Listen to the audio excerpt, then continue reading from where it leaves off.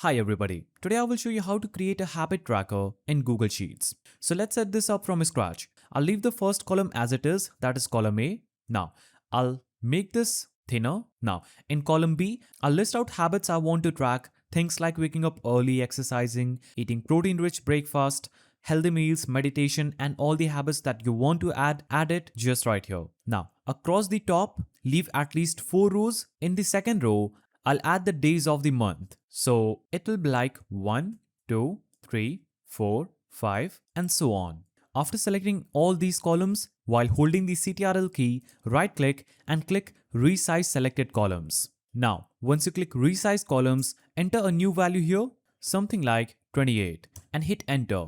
Now, after adding 30 columns, you can simply select them all, right click, click Resize Columns, and select another value that can help look your sheet better, something like 30, and hit enter. Now, expand the habits column, right click on the top here and click Resize Columns. Now, add a value something like 35 and hit OK. Now, to make this look better, I will select each week, that is 7 days, select them all here, click on this fill color option and select any light color. Select another week, that is 7 days, and choose another color. Choose another 7 day, click here and choose another color.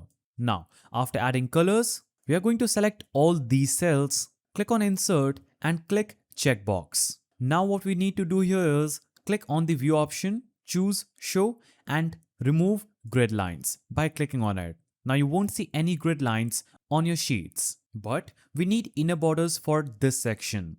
So we'll select our data from here till this section, click on this border section. Now select all borders. Also, we are going to click on this borders again and choose outer borders. Now, just at the top of our days, we'll select at least 7 days, that is a week, and click on this merge cell option.